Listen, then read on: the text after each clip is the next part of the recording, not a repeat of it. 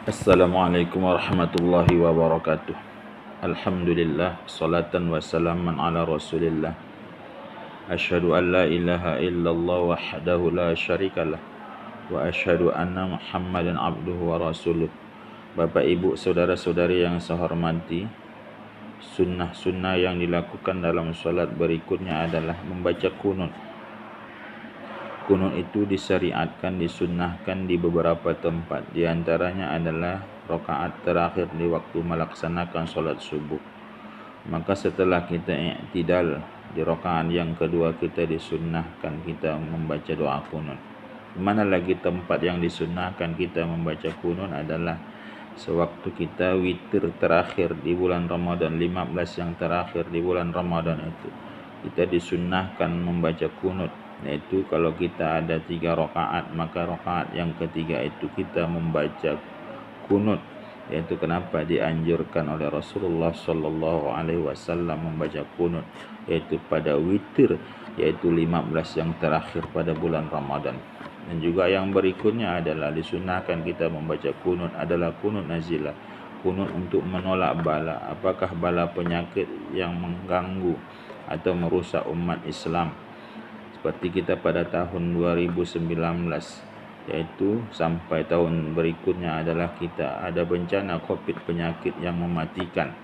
Maka kita dianjurkan, yaitu setiap di akhir solat, di akhir rakaat solat, yaitu kita membaca kunut, namanya kunut nazilah. Atau ada umat muslim yang diperangi oleh orang kafir, maka kita sunnah juga mendoakan mereka, yaitu membaca doa kunut nazilah. Bapak ibu saudara-saudari yang saya hormati, adapun kunut yang diajarkan, doa yang diajarkan dalam kitab Mahali dijelaskan itu ada sebuah doa yang diajarkan kepada Ali bin Abi Thalib, yaitu dari Rasulullah sallallahu alaihi wasallam. Yaitu bacaan doanya inilah dia, bacaan kunut itu.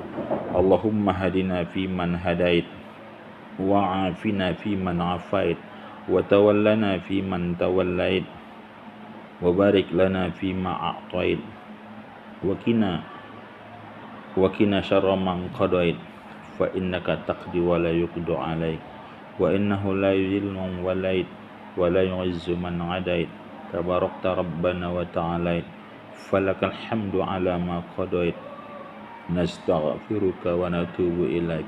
Dan setelah habis membaca doa ini, sunnahkan kita yaitu membaca solawat kepada Rasulullah sallallahu alaihi wasallam yang dijelaskan dalam kitab Sabilal Muhtadin. Yang saya kutip bacaan solawat setelah baca kunut itu adalah Allahumma salli ala Muhammad wa ala alihi wa sahbihi wa barik wa sallim. Ini diambil dari kitab Sabilal Muhtadin. Dan juga setelah itu kita membaca kunut ini, kalau kita berjamaah sunnah membacanya jihar, yaitu membaca jihar itu adalah, dan yang mendengarnya adalah sunnah menjawabnya dengan amin, yaitu setiap pemberhentian yang dibaca imam, seperti Allahumma hadina fi man hadait, amin, dibaca oleh si makmum.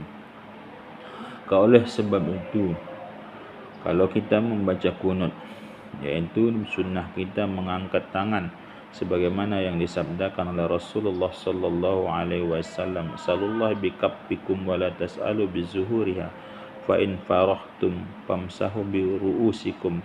Minta kamulah kepada Allah itu dengan telapak tangan, wa la tas'alu bizuhuriha, janganlah kamu minta dengan belakang tanganmu. Fa in farahtum famsahu bi uzuhikum, kalau kamu sudah selesai berdoa, maka sunnah kamu menyapukan ke wajahmu. Maka oleh sebab itu kita membaca doa kunut, karena kita membacanya adalah berjamaah, maka sunnah kita mengangkatnya adalah mengangkat tangan sewaktu Pak Imam membaca doa kunut. Dan juga Pak Imam sunnah mengangkat tangan sewaktu dia membaca kunut. Dan kita yang mendengar sebagaimana tadi yang saya jelaskan, sunnah membaca amin. Bapak ibu saudara-saudari yang saya hormati, tapi pada waktu kita membaca kunut ini tidak sunnahkan kita menyapukannya. Kenapa? Karena sebagaimana penjelasan terdahulu bahwa as-salat ad-doa, salat itu adalah doa. Doa kita belum selesai. Karena dalam hadis tadi dijelaskan fa in faraghtum, kalau kamu sudah selesai famsahu bi ujuhikum, maka sapukan ke wajah. Kan kita dalam solat itu belum selesai kita berdoa, maka kapan dia nanti setelah selesai kita solat barulah disunnahkan kita menyapukan tangan ke wajah.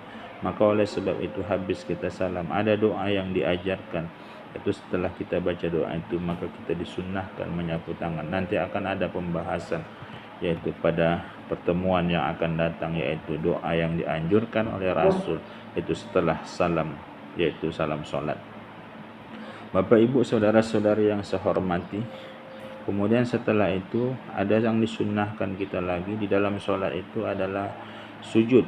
Pada waktu kita sujud itu meletakkan wajah, meletakkan kening ke tempat sujud. Meletakkan kening ke tempat sujud, bukan meletakkan wajah, tapi meletakkan kening ke tempat sujud. Sunnah dia menempelkan hidung, walaupun yang wajib itu adalah kening, tapi menempelkan, menyampaikan hidung ke tempat sujud itu adalah sunnah. Dan yang kedua adalah meletakkan tangan. Meletakkan tangan itu ada wajib, tapi sunnahnya adalah sejajar dia dengan kuping. Ya, maka oleh sebab itu waktu kita sujud itu sejajarkan tangan dengan kuping. Maka mensejajarkan tangan dengan kuping itu adalah hukumnya sunnah. Demikian juga meletakkan lutut. Meletakkan lutut itu adalah wajib, tapi jaraknya tidak boleh lebar melebihi 1 jengkal, dan juga tak boleh rapat kurang dari 1 jengkal. Yang paling boleh paling lewat sedikit dari sejengkal, yaitu lutut, antara lutut kanan dan lutut kiri. Juga demikian kaki, makruh dia, kata sebahagian ulama mazhab Syafi'i, makruh dia yaitu merapatkan kaki sewaktu kita sujud, kecuali menurut Imam Hanafi. Menurut Imam Hanafi sunnah dia merapat, tetapi kita yang bermazhab Syafi'i, maka jarak antara kaki kanan dan kaki kiri itu adalah sejengkal, maka tak boleh kita merapatkannya. Kenapa? Kalau dirapatkan nanti sewaktu kita berdiri kita jarangkan lagi, maka oleh sebab itu terlalu banyak gerak dalam solat. Menurut mazhab Syafi'i, terlalu banyak gerak dalam solat ini adalah hukumnya makruh.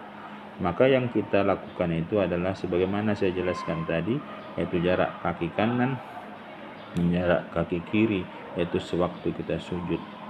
Abdulnya adalah jangan terlalu rapat dan juga jangan terlalu jarang, maka oleh sebab itu dikasihlah batasan, yaitu batasnya adalah sejengkal. Kalaupun lebih sedikit, kalau rapat pun batasnya setumbuk.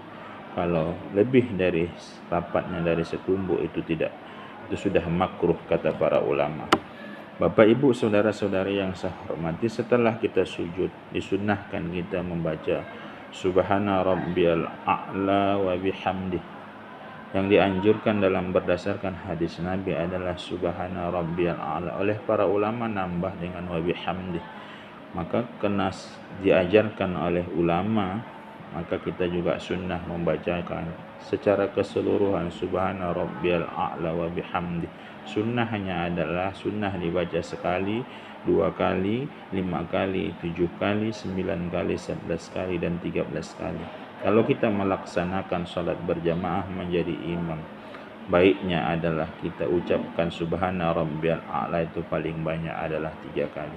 Adapun kata para ulama, kalau kita membaca subhana rabbiyal a'la itu dengan genap, ada sebahagian ulama yang mengatakan kalau kita baca genap 2, 4, 6, 8, 10, 12 itu hukumnya makruh. Tapi maka kenapa demikian makruh? Karena dianjurkan kita adalah bacanya ganjil. Bapak ibu saudara-saudari yang saya hormati, itu dia sunnah. Adapun sunnah yang berikutnya adalah duduk iftiras, yaitu duduk iftiras itu disunnahkan adalah pada beberapa tempat, yaitu duduk antara 2 sujud. Duduk iftiras itu disunnahkan kita yaitu pada waktu duduk antara 2 sujud, dan yang kedua tasyahud awal, dan yang ketiga adalah tasyahud akhir kalau kita mau berkeinginan untuk melaksanakan sujud sahwi. Dan yang berikutnya adalah orang yang mau bangkit, itu namanya duduk istirahat. Untuk bangkit berdiri dia duduk istirahat juga disunnahkan kita duduk iftiras. Atau bagi orang yang enggak mampu melaksanakan solat berdiri, maka dia abdulnya adalah kalau dia solat duduk adalah duduk iftiras. Bagaimana duduk iftiras itu adalah yaitu mendirikan kaki kiri dengan kita duduki kaki kiri itu, kemudian yaitu juga dengan juga meluruskan kaki kanan. Bapak Ibu saudara-saudari yang saya hormati, dengan membengkokkan kaki kanan.